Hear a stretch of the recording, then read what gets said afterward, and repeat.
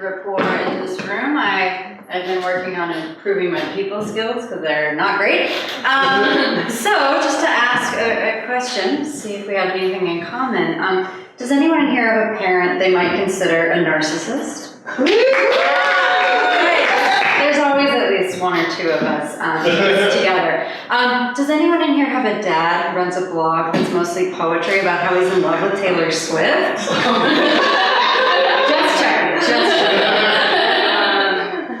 I'm really grateful to be doing stand-up. I had to take a little bit of a break from comedy. I had a months-long UTI.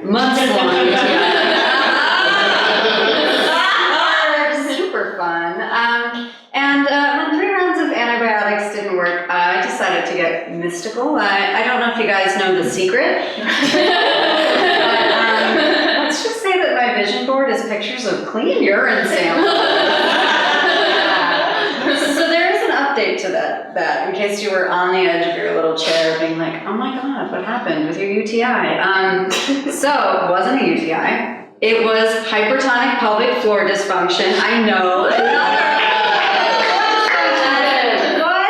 And so the cure for that is physical therapy, which is essentially that I get finger banged in a clinical setting by a Russian woman named Marina twice a month. Yeah.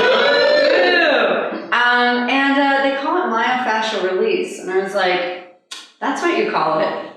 I guess I've been myofascial release in the backseat of a Toyota Yaris. Yeah. I've been trying to get rid of some small pants lately. I'm recovering from an eating disorder, so if you have like a 12-year-old niece who needs some jeans, hit me up.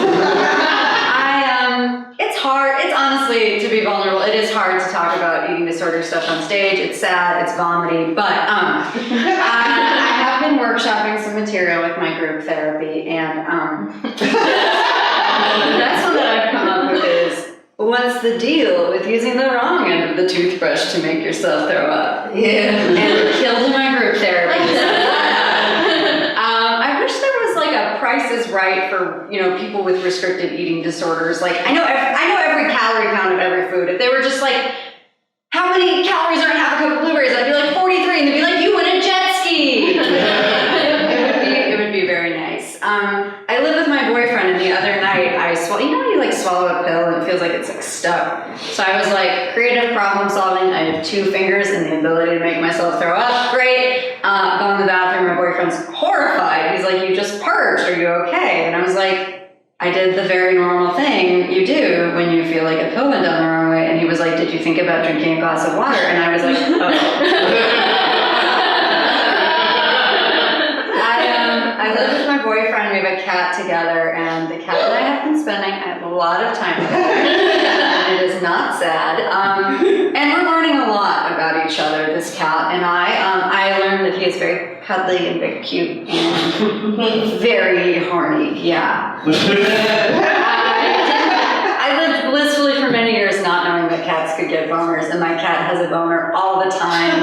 And he's like my body positive role model because he's so proud of his tiny little cat dick. He wants to show the world. He likes to hump blankets, which I think is fine. Everybody needs a hobby. What is more questionable is I came out into the living room the other night, and he had one of my socks in his mouth, and he was fucking the shit out of my sweatshirt while looking me dead in the eye. And I was like, I think this is what it feels like to be the mother of a serial killer. And the sock in the mouth thing is, so I thought it was just because my cat's like a freak, but it turns out that in the wild, when 2 cats are doing it, the male cat bites the scruff of the lady cat's neck so she can't get away, because cats are very into affirmative consent. So I guess socks are porn to cats. They're the fleshlight of the cat world. As I have mentioned repeatedly, I live with my boyfriend. Please clap. I made it. But he's the best. But just this one little thing. We were cleaning out a storage locker of his recently, and I was holding, those like clear plastic Rubbermaids. I was holding one of those. And he said, oh no, you're holding that box. And I looked down inside the box. There was a box that said Ass Master. And I was like, oh my God. It was a box different sized butt plugs to master your ass, I guess. And it was old, so it had mastered like an ex-girlfriend's butt. And I was like, I don't think I'm a very high maintenance girlfriend. I don't expect fancy jewelry or whatever, but I am a very special girl and I deserve my own goddamn butt plug. Reduce, reuse, recycle, but not in my asshole, please. And I asked him why he still had them, and he was like, well, they were expensive and they still work, which is what you say about a blender and not a butt plug. But I told him that I've been telling this little bit on stage, and he was like, it's fine, as long as I don't mislead people into thinking I am a very cool sexual deviant. I'm not. My favorite flavor of ice cream is no fun. Let's just put it like that.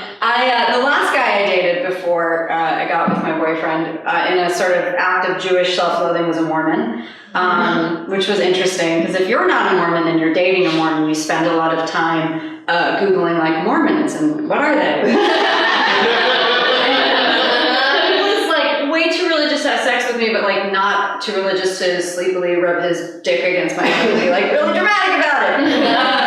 And so we never did this, but it's all the rage at Brigham Young University. It's called floating or soaking. And basically the guy goes in, but it doesn't count if he doesn't move because God can't see if you're not thrusting.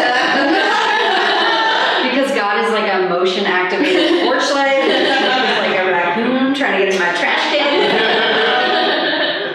I'll just leave you guys with this little nugget. I work for a corporation that has a super fun HR department that does things like, let's all take a personality test as a team bonding exercise.